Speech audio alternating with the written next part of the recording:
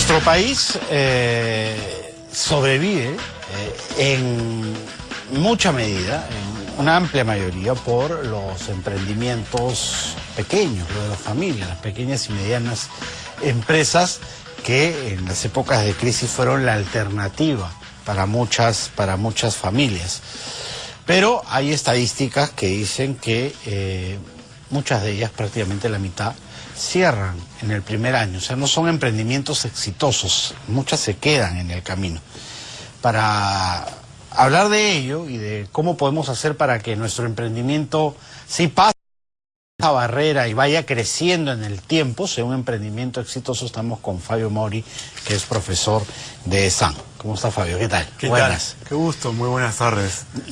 Revisando las cifras son altas, ¿no? O sea, la mitad muere antes del primer año. Se puede decir que son emprendimientos que no dan resultados, una semilla que no florece. Es correcto. De hecho, hay estudios que indican que apenas el 50% de emprendimientos sobrevive al tercer año en el caso peruano.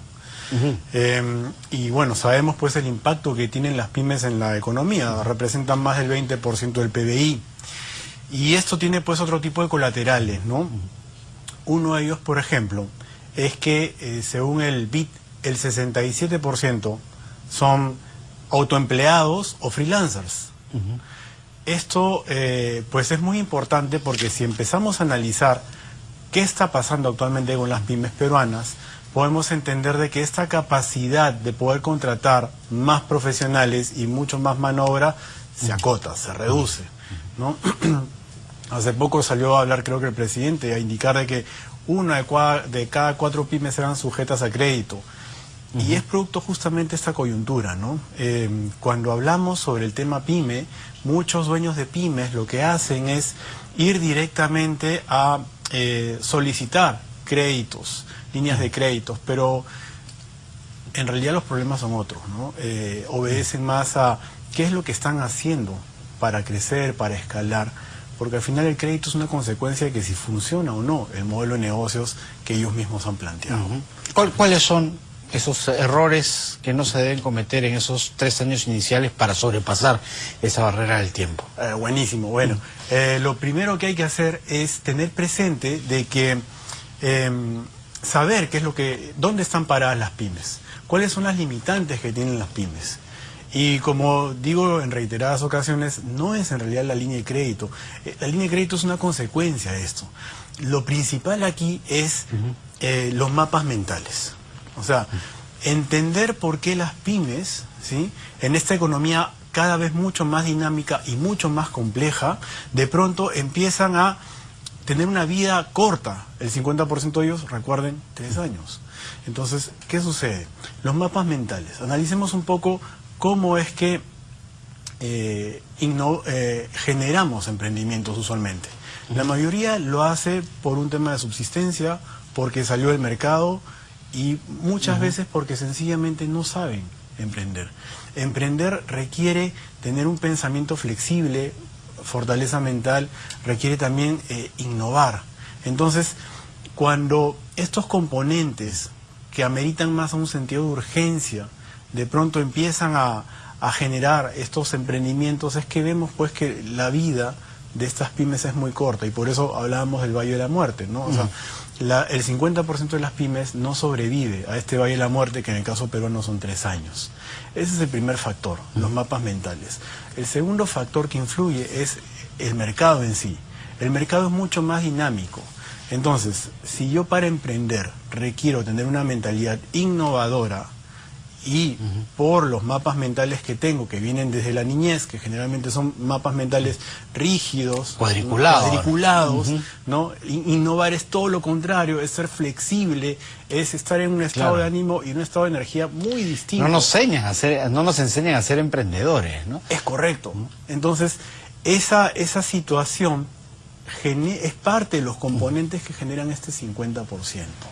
Entonces, aquí ya tenemos un primer componente o un primer elemento identificado, los mapas mentales. Si voy a emprender y quiero ser exitoso, lo primero que tengo que hacer antes de solicitar una línea de crédito, antes de tener un equipo de trabajo, es identificar cómo están mis mapas mentales, cuán rígido soy, ¿no? O cuán esquematizado soy para emprender, porque emprender es justamente todo lo contrario. Y si llego a la conclusión que sí, mi formación me ha metido en una caja, soy rígido, ¿cómo hacer para romperla? O sea, ¿hay forma de salirse de ese corsé, de ese disfraz y volverte más abierto a los pensamientos para llegar a ser un verdadero innovador? Por supuesto, hay dos formas, ¿sí? La primera es a la buena, la segunda es a la mala, o a la no tan buena, como querramos ponerlo. ¿Qué sucede? A la buena es cuando de repente una persona es consciente de que los esquemas mentales o la forma de pensar que tenía antes no le va a ayudar para emprender. Entonces empieza a buscar herramientas, empieza a capacitarse, empieza a entrenarse. La segunda es, si no se da cuenta o no quiere hacerlo, el mismo mercado y el mismo desarrollo del emprendimiento... Claro, pero ya cuando ya invertiste, cuando ya estás sobre el caballo y te das cuenta que te empieza a ir mal. Exactamente. Por eso decíamos ¿Qué cambio? Exacto, por eso decíamos que era un poco a la mala, ¿no? Entonces, la idea obviamente... Claro, porque ahí sí está en riesgo la sostenibilidad familiar, la inversión hecha, todo, ¿no? Efectivamente, por eso no recomendamos el plan B.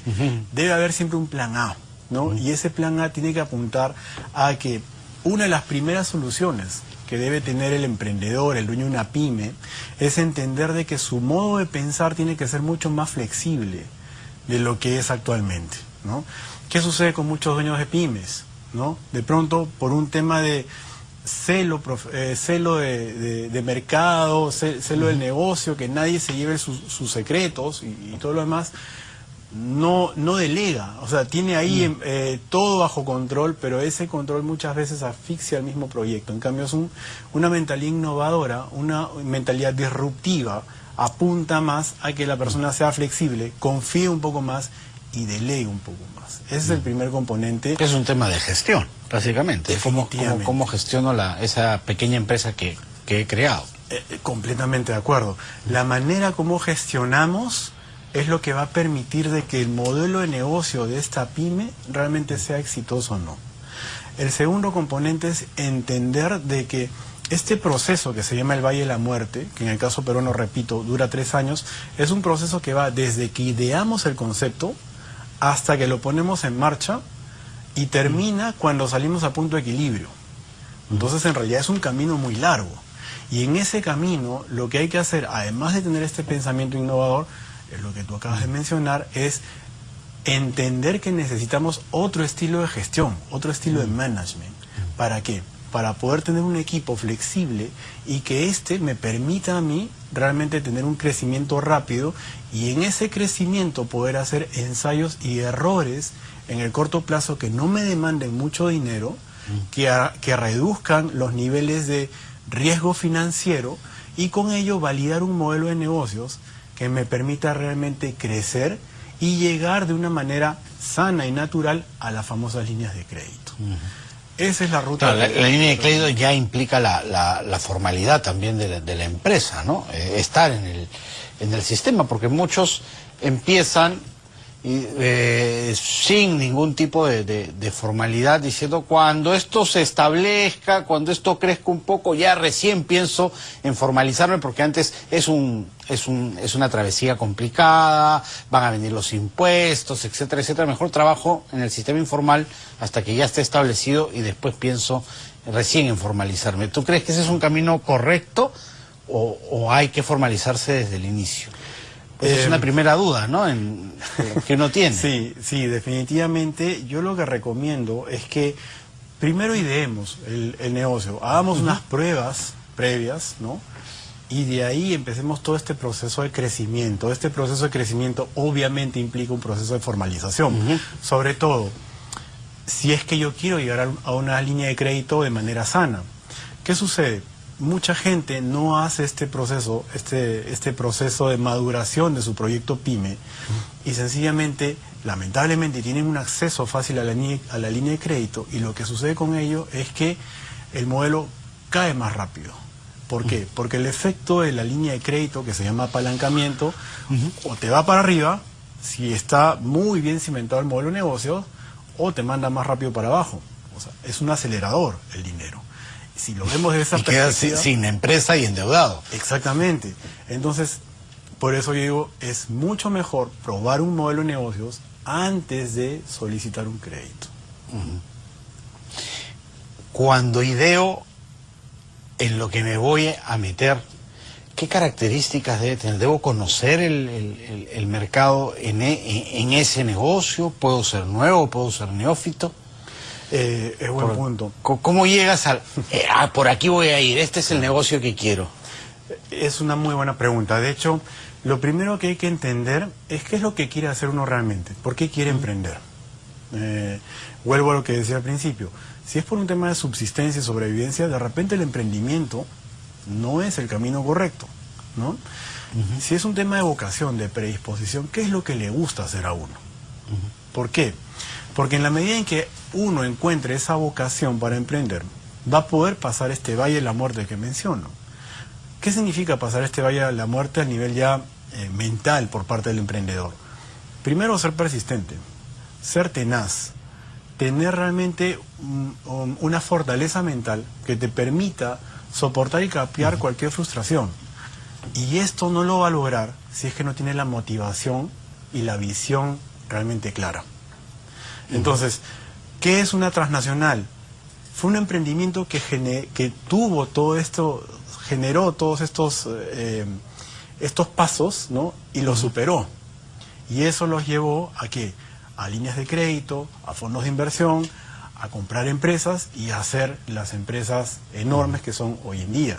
Entonces, si entendemos la semilla del emprendimiento y la ruta del emprendimiento, y que es así de forma global, si lo queremos ver desde esa perspectiva, pues entendemos de que sí, el emprendedor debe tener primero fortaleza en cuanto al manejo, al management y por supuesto un autocontrol sobre sí mismo para poder llevar a buen puerto esta idea que tiene. O sea, tú dirías, todos no nacieron para empresarios. Yo no diría eso. Yo creo todos que pueden ser un empresario. Sí, ¿sí? Yo me inclino más por lo segundo. Todos podemos ser empresarios en la medida en que descubramos esa vocación, esa pasión, que sea ese motor innato, ¿no? Es como, por ejemplo, llevando tu pregunta a un tema más familiar, ¿no? Todos hemos nacido para ser padres, ¿no? De pronto muchos padres son padres sin proponérselo y terminan siendo los padres más exitosos porque les da mucho amor a sus hijos y vemos pues que al final trascienden mediante ellos. Lo mismo pasa con el emprendimiento. Hasta que uno no esté en la piscina, no va a saber realmente de qué madera está hecho y sobre eso va a empezar a encontrar resultados. Perfecto. Muchísimas gracias, Fabio, por haber estado aquí. Muchas gracias. Muchas gracias. Hasta aquí llega nuestro bloque económico.